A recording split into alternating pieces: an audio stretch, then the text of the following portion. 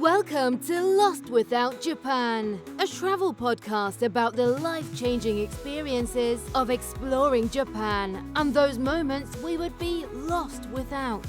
For your listening pleasure, allow me to introduce your very own Kanko Gaido, Michael.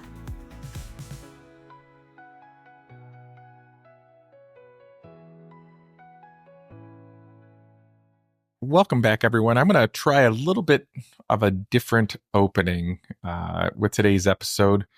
And our guest, Bee's Knees, Sam, my son, world traveler now. More titles, more grandeur, as they like to say.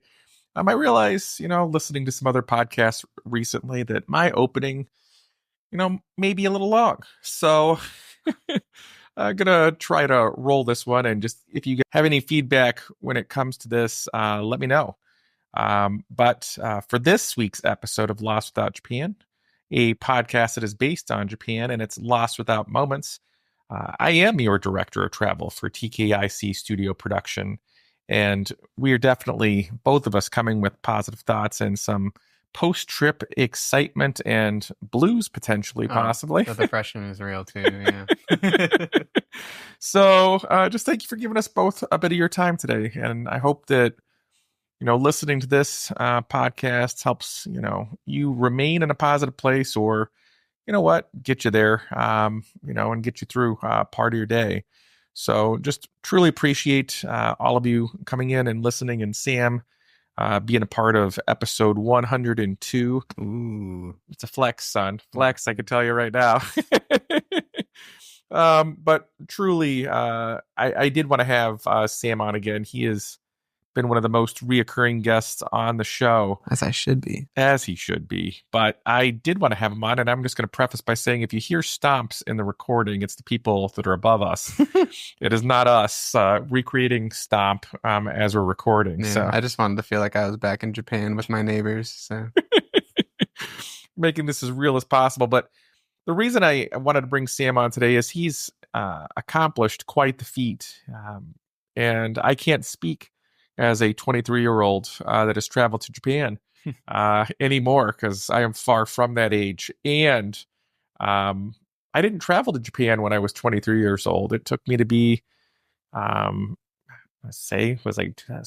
don't know. I don't want to do the math, but I was older than not 23. too far off. Yeah. Went That's true. 2004. That is Not very too true. far off. It's true, son. That'll make me feel a little bit better. And older, all at the same time. But I'd say, I didn't make it to Japan on my own. We'll preface by saying that, because the Fulbright trip was with a group of people. It's totally different going by yourself versus With a group or whatever. So Sam was not 37 when he went, and he's accomplished quite a bit. And I think that it would speak to a part of my audience that I can't speak to. The hip ones. The hip ones. And if you don't mind, son, if you could just share, because you had spreadsheets, you had a lot going on to make your trip happen. And this is something you funded by yourself, saved for by yourself, bought tickets by yourself, and made it to and from, Japan. Yeah. And you're back. Yeah. So it's quite the accomplishment. I survived. It didn't take as much preparation as a lot of people think. When I plan things, they're very loose. Anyone who knows me knows I'm not one to make all right, at 10 p.m. or 10 a.m. we're gonna stop at this cafe, and then 11 a.m. we're gonna go to a park, and then 12 p.m. we're gonna go to this tower.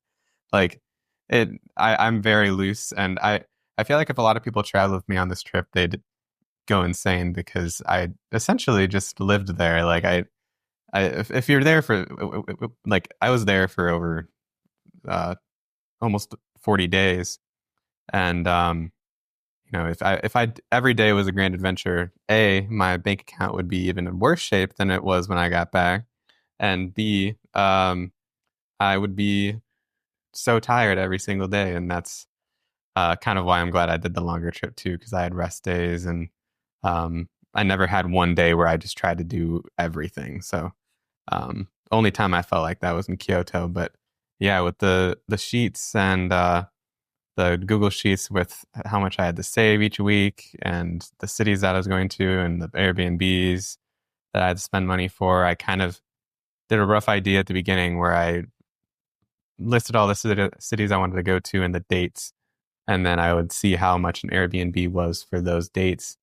And then kind of round up from there because I'd rather be over than under. And then I was like, wow, that's a lot of money. But it is achievable, and I'm insane enough to do it. So I set that goal out at the beginning of the year, even the beginning of last year, and I had bought my tickets in February, and from then on, I was like, all right, this is real. So as soon as I bought the tickets, I was like, this is happening, and so from then on, it was just really buying Airbnbs and then setting aside the money for the not so fun things like. Food's fun, but the travel insurance or eSIM or, just getting there. But I did it, and it wasn't easy, but I didn't go with as much money as I wanted to, but I made it and I survived, and I was comfortable every single day. Well, almost comfortable every single day. The Appa hotels tested my patience, but I'm sure we'll get to that in a bit. Yeah, no, the neat part is that we were able to be in Japan again for a second time, which is something I don't think a lot of people get to do, much more than once, if that one time at all. And we'll save, I think, the talks for like you and I and our time together for a later episode, because I definitely think we could go into just talking about the differences that a few of our days were from each other versus my just a bit.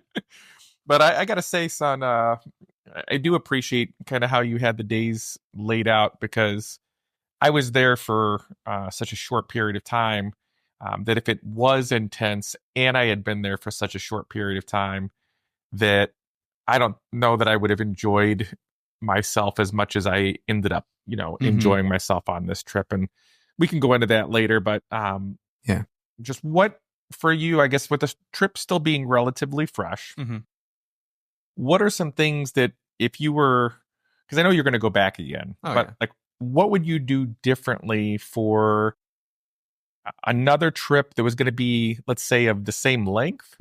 And what would you do for a trip that was going to be, let's say, less than that? Yeah. My number one takeaway is I would never do the 12 cities I did again. And I guess 10 when I take away the cities I didn't stay in, but still, going up to Hokkaido is absolutely worth it. And even like, I kind of regretted it when I was in it, going when it was cold, because I got there for snow, but it was part of the experience. And I feel like if I wanted to go to Hokkaido, I'd want to experience snow. But there was a lot of travel, and just as soon as I would get used to a place, I would catch my ass on a Shinkansen and with all my bags and go to a new place. And in practice, that sounded like a lot of fun. But no, it's really not. And it just made me realize the cities that I really liked, for sure. And I saw as much as I could, because not many people go to that many cities on the trip. But I would say to anyone doing it, I would almost, if you're really looking to travel in Japan, I would just stick to Tokyo, Osaka, if you want. I don't, Kyoto, like the whatever really sticks out to you, because I know people are more into hiking, so Fuji's perfect, or whatever it may be. So don't try to do too much. I'd say 3 weeks is a pretty good time, because right about that time I was starting to like the Japan luster was starting to dull a bit for me. But yeah, don't try to do too much. And it was also really expensive to do all that too. So if I had just stayed in a couple of different places, I would have saved myself money. But I wouldn't like I wouldn't do it any differently. Honestly, I had fun, but it was a lot. For you, what were some of the places we'll build, like I said, like, what are some things you changed? Let's keep in this, building towards the positive. What were the, I guess, like areas or experiences that were kind of lower on your enjoyment level for your trip? Number one was gonna be Hakodate for a while, until I got to Osaka, and disrespectfully, like, you can have whatever opinion you want on Osaka, but I will be very strongly in the Tokyo versus Osaka war. I hear a lot of people being like, "Oh, Osaka's just Tokyo but better." Like, how long were you in Osaka? Like, yeah, if you go to like Dotonbori, if you go to Amerikamura, if you go around that area, then it's awesome. But stay any longer than like 3 days in Osaka, it's just not my vibe. And the part that one of the very important lessons I learned, it shouldn't have been a lesson. I should have known. But look at the location of the place you're booking. That's a given for some people, but for me it was not. And the place in Osaka that I booked was right in the middle of the biggest slum in Japan. So didn't really feel filled with determination to explore when I was in Osaka. So that was definitely a lost like 5 days. But yeah, I think that was definitely the low light. And any trip you're there for that long, you're gonna have your highs, you're gonna have your lows. Any trip, really. But yeah, Osaka was definitely down there. Are you saying that stepping outside and seeing people relieve themselves in the streets multiple times didn't like imbue you with like wanting to go out and explore? No, yeah, it was funny when I got there. I witnessed several people relieving themselves in the street, and I was like, okay.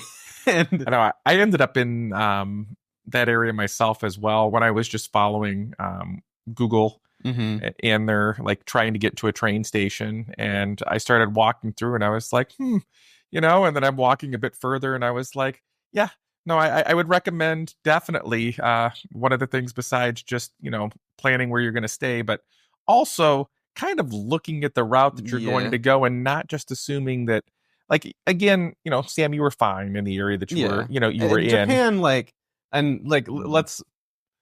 for perspective, like, this was not what I would consider a bad area, but it's not a good area. And nowhere you'd want to stay past, like, especially if you go up to like the red light district, nowhere you'd want to be past like 9. Yeah. And thankfully I was a little bit past that, but yeah, man, it was it was rough. All parts of that, like, definitely like the experience of like, lessons learned. And, it's like that thing of like you're saying, like, check before you book. That's something. And then like we'll get to, also knowing ahead of time that being on a train for 10 hours or multiple trains for 10 plus hours and one day, not fun either. It's going to tire you out. You're not going to feel super great after that. If you travel with your bags for the whole day.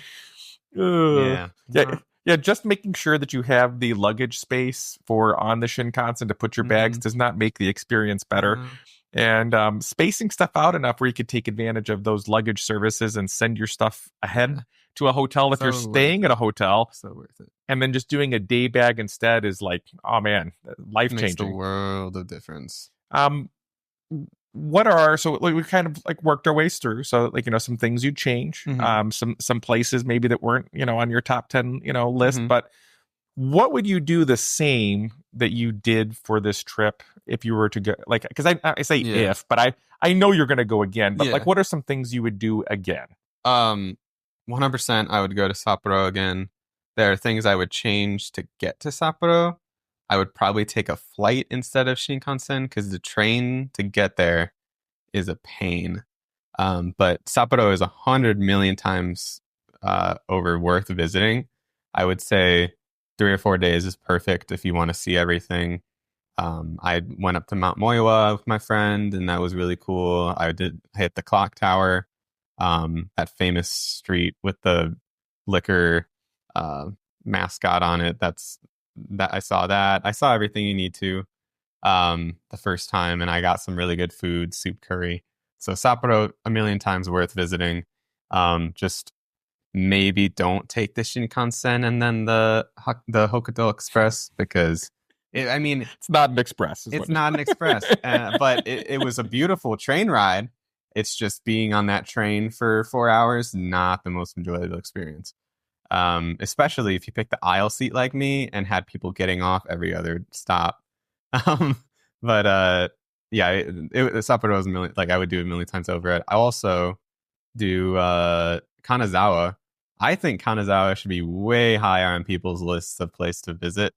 It's not horrible to get to from Tokyo, and honestly, I would recommend it over Osaka for people. Or I don't want it to get more popular for me. I want to hog it to myself, but I would recommend it over Osaka for people, especially if you're not like a big like partier or drinker, and like it has its area, and I honestly like the nightlife area, but the samurai district and the castle, and there's just so much to do, and like the buses are pretty nice. The transportation is amazing, but yeah, the Kanazawa was amazing. And then I love Tokyo, and I know a lot of people don't, but I would spend a lot more time in Tokyo.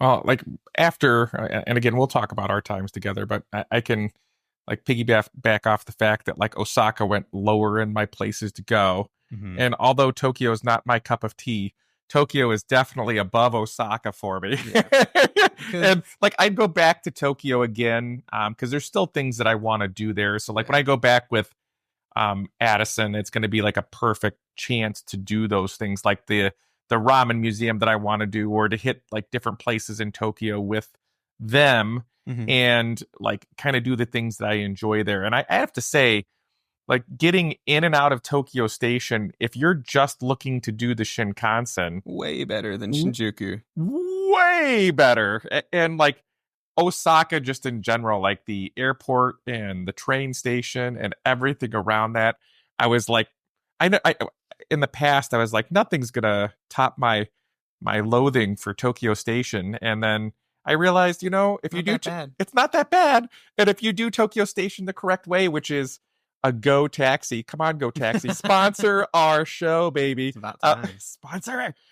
But if Go Taxi is your jam, and it should be your jam, if you can have them drop you off at the Shinkansen entrance to Tokyo Station, and you're literally at the entrance to the Shinkansen, which seems self-explanatory, but for those of you that have been through Tokyo Station, know just how huge that is, and that made a night and day difference for me in what I thought of my time at Tokyo Station, because I was able to, like stay near there, do near there, and then, but like for Osaka and their airport, it's so like, it was one of those like you flew out of Narita, mm-hmm. And Narita's not near Tokyo, not at all. But like from Osaka Kicks to actually getting to Osaka, I feel is like the same, and it's so much less enjoyable, for me at least. So like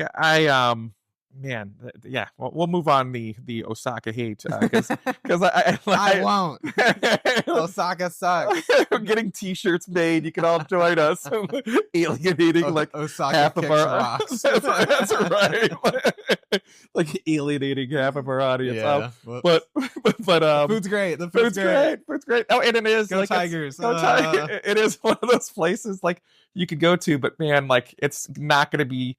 I was like, we were at least joking around, not joking around, that when I go with Addison, it's like we're not going to go to Osaka, no, like at all. But it's going to be okay. So, you were talking about a couple different things. You seem to meet people everywhere you went, like for different locations. You found people that were kind of around your same age. That'd be easier to do than me running across people that are around my age when I'm going along. But I've done it in the past. Yeah. But what like, how did you end up kind of like meeting some people and finding some people to hang out with on your trip? Because I got to imagine that made parts of your trip better, just having people to spend some time with. Yeah, it made a world of difference because when I got there, the first 3 days were pretty rough because I got there at like 5 and I forced myself to stay up because that night Chromacopia by Tyler dropped. So I wanted to listen to that before I went to bed and also stay up. So I got like 4 hours of sleep that night and then just headed out and I was just jet lagged for the entire time, like the entire first 3 days. And then when I met with my friend in Tokyo from high school, who's English teaching, it just made all my stress go away and to have some like a familiar face there.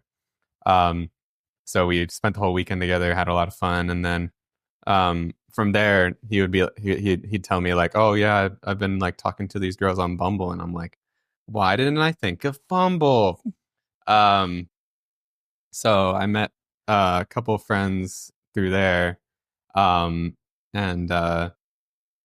through concerts as well. I met, well, really only one, but I met a guy playing Neutral Milk Hotel on the side of the road in Shimokitazawa, and then I hung out with him the next day, and we still talk. And then my friend I met in Ichiko Alba concert from Australia, we still talk, and then I met up with friends that I met last time too. So the majority of the days I was on my own, but I also had a lot of days where I hung out with people and stuff like that. So that definitely made it a lot more bearable.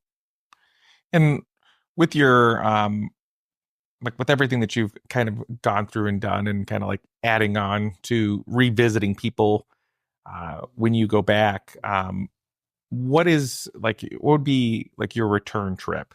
Like what would you want to do for the next time that you go? Because you've hit upon like, a bunch of the main places that you need to go to. Yeah, I've done pretty much everything everyone says, like, okay, if you're going to go to Japan, you do this.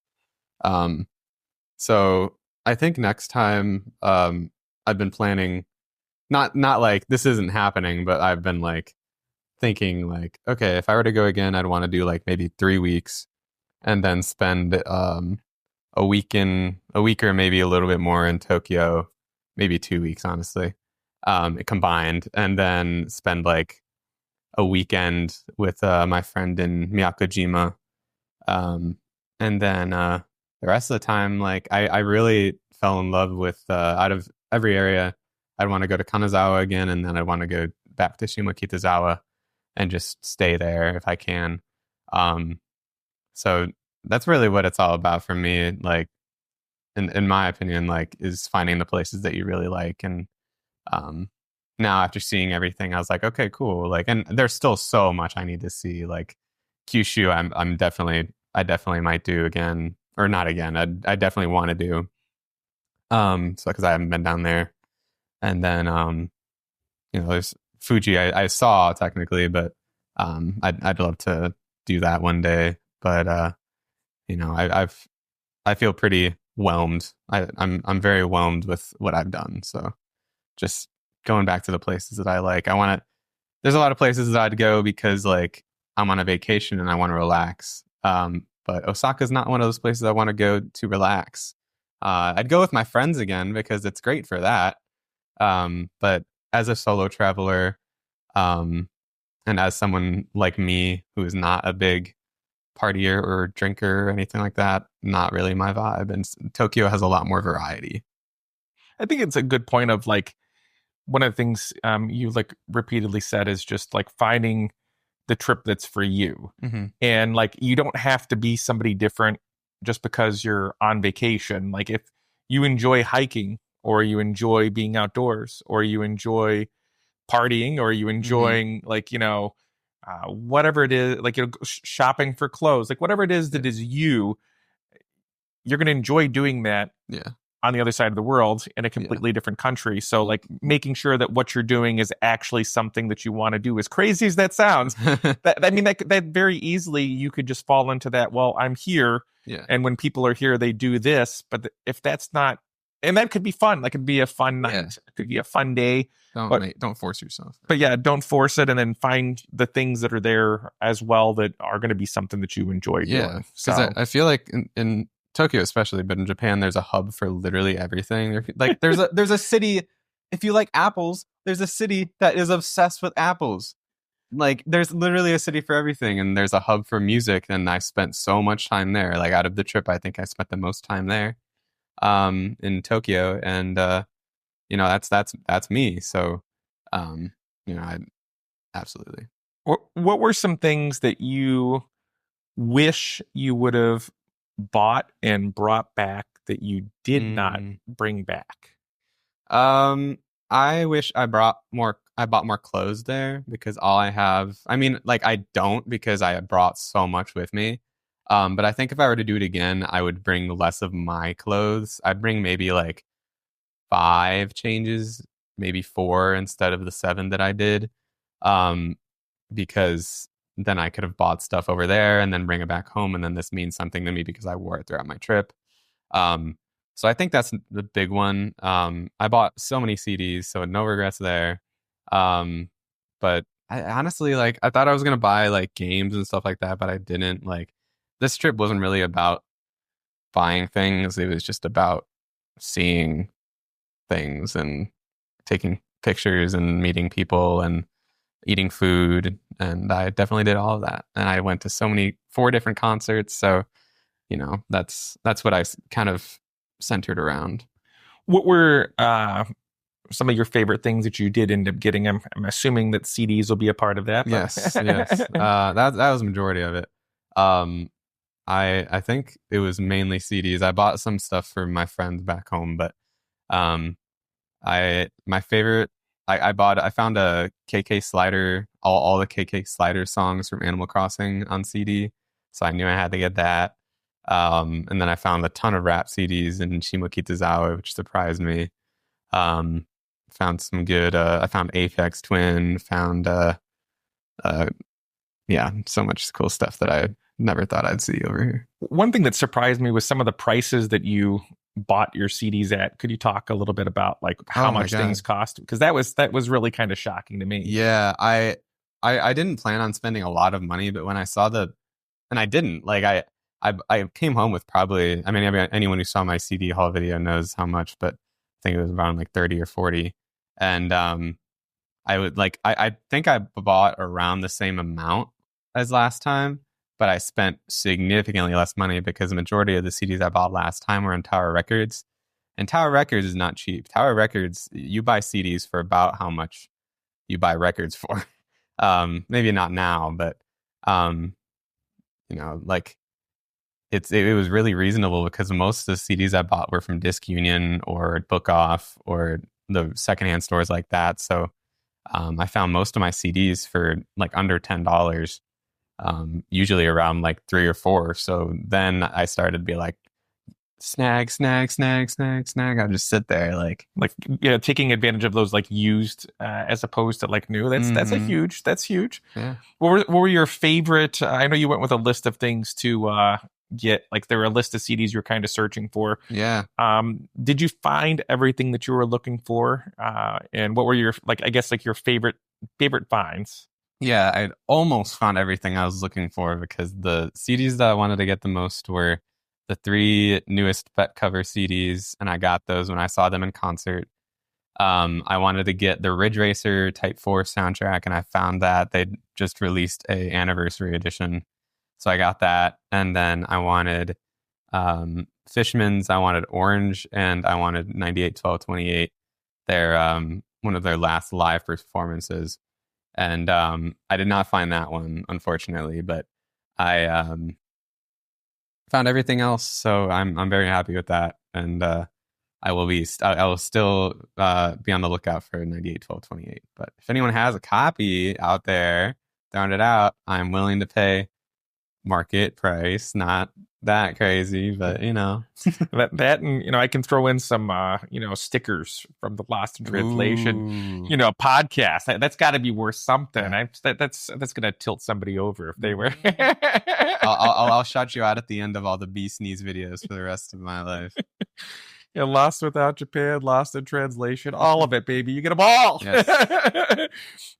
So one of the things that I would love to talk about, and I can't wait till we just talk about our bit of time together too. But what were some of your favorite food experiences when you were in Japan?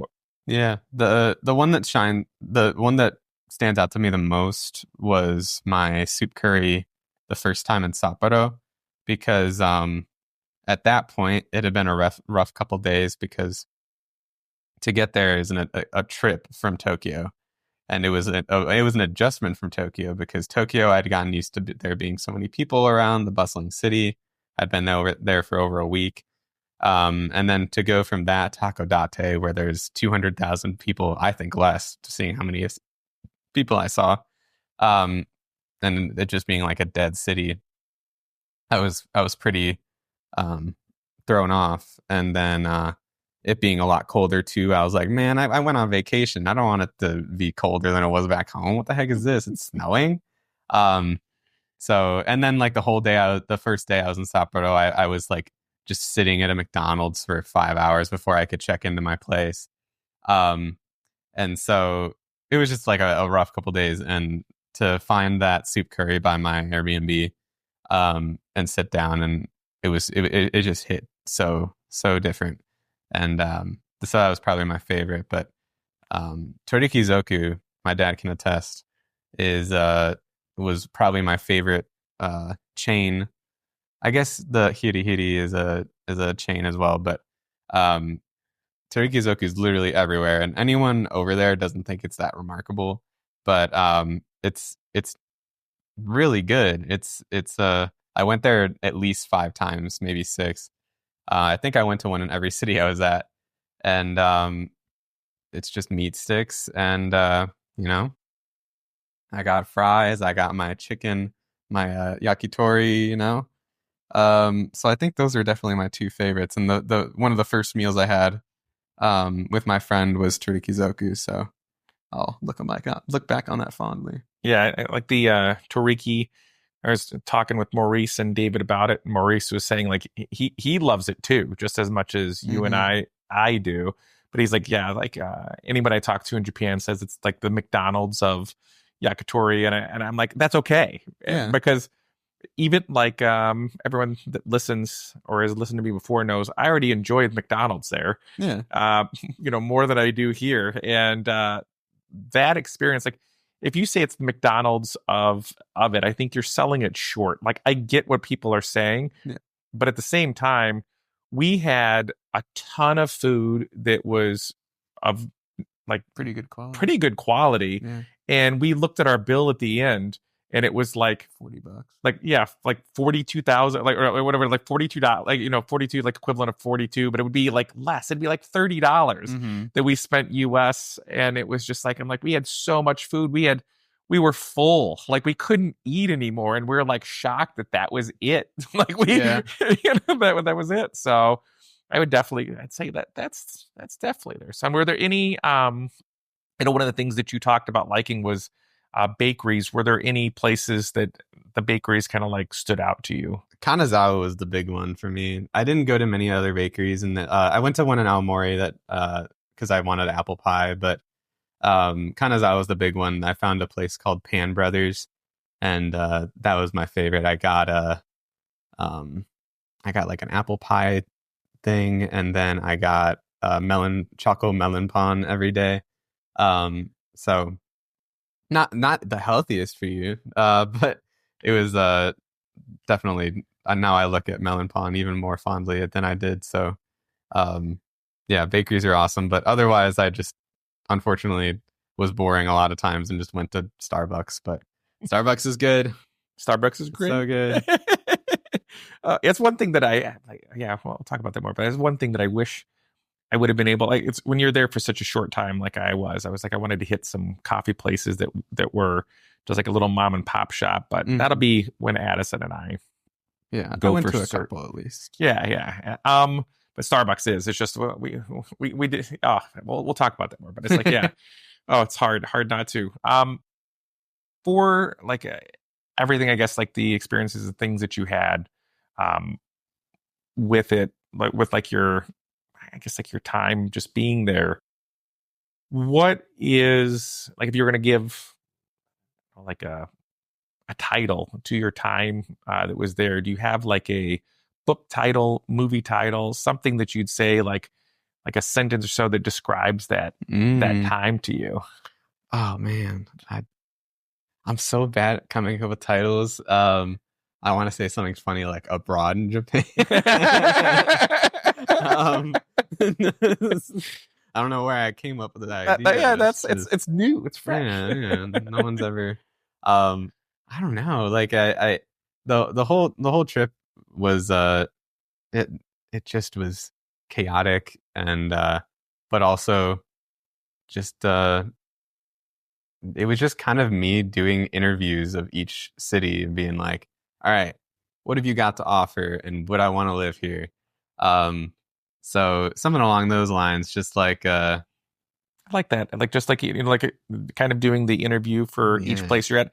What I think, like you could probably make it out here, but like where would you want to live in Japan if you're going to live there? Yeah. Number one right now is Tokyo. And usually people hear that and they're like, what the hell? Why would you want to live in Tokyo? But it's the biggest city in the world. And with it being the biggest city in the world, there are so many different areas and so many different pockets. And like you don't have to stay in the super metropolitan area to still be in Tokyo. And there's so many different areas of Tokyo that I love, like Kichijoji, I love. Shimokitazawa, those are like my top two for sure. But there's a lot of places on the Yamanote line that I really like. So yeah, I definitely Tokyo, but where, not sure. But Shimokitazawa, if I could, that would be absolutely number one. Yeah, I know. That's Dad's dream is him being somewhere in the Hiroshima or I guess like in some ways too. I'm still Hiroshima's at the top of my list at the moment. I said, but I'm still interviewing for potential places. Yeah. it's to be. You haven't decided. I said that's definitely the front runner for me. But like that'd be a dream for me is to have a place where like you could like pop back and forth, and I could go out towards Tokyo, or you could come out towards Hiroshima and stuff. But one of the things that I'd like to talk about before we part ways and give you back to your video game playing, we can tell you about the game that you're playing. We can promote that too. But metaphor. What was your favorite like concert or concert? Could you speak just, I guess, in general, like what was the concert scene like when you were in Tokyo? How did you find? Was it just things you bought tickets beforehand? Was it things that you discovered? What was that concert scene like? I would definitely.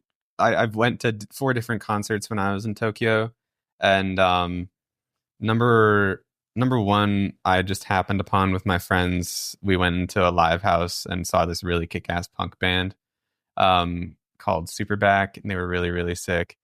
So that was just like a dreamlike sequence when I just walked into this like punk show. It was so cool. And then my second one was Ichiko Aoba, and that was a totally different vibe from the last. She just sat on stage with her guitar. The crowd was completely silent the entire concert other than the applause. And she just like played. Oh, it was so nice. It was like she was singing a lullaby. And then the third one I saw Bet Cover, and that was my favorite. The entire band went crazy. They had a saxophone.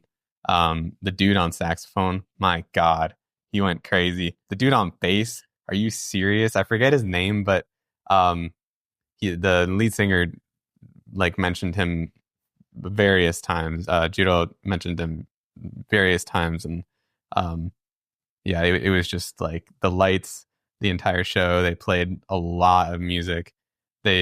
Initially, they started by playing their newest album front to back, I think. Maybe minus like 1 or 2 songs, but I'm pretty sure it was the whole thing.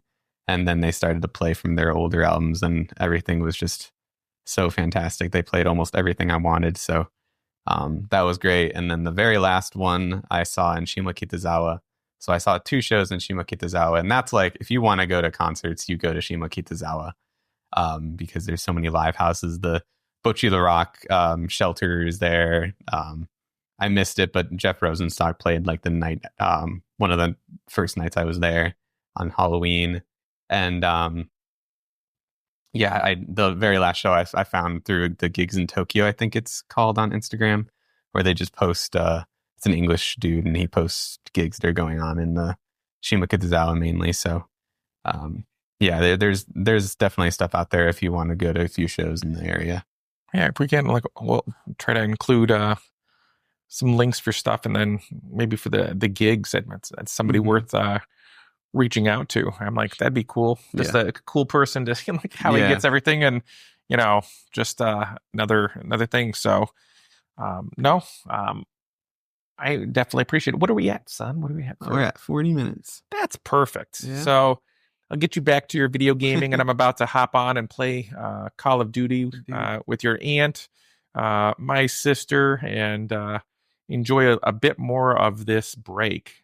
So, like I said, if we haven't teased it enough, it'll be fun to talk about our trip through like Kyoto, our time in Hiroshima, and then just kind of doing a night and day difference between myself and yourself, with a few days where I was doing a whole bunch of traveling, and we can talk about maybe some changes in our rankings for hotels when it comes to being in Japan in winter. So for just we'll save that for next Part time. 2. Tease. So but yes, thank you, son, for giving up part of your day, and for everyone that is listening, thank you so much for being a part of the show. Kind of lost in this moment of the fact that the show's been going on for 3.5 years and more than 100 episodes. It's just huge that I've been able to meet as many people as I have. So if you're listening to this now and you're like, man, I wonder what I need to fill up a few days of time with, start at episode 1 and just go through them all. Go through them all. You'll be through like that. Give me that penny. Give me that. So, but no, to everyone out there, Oginki Day. Thanks everyone for listening, downloading, streaming, whatever it is. And thank you, son, for giving up part of your day. Can't wait to talk about our trip together. Thank you, Dad. Love you.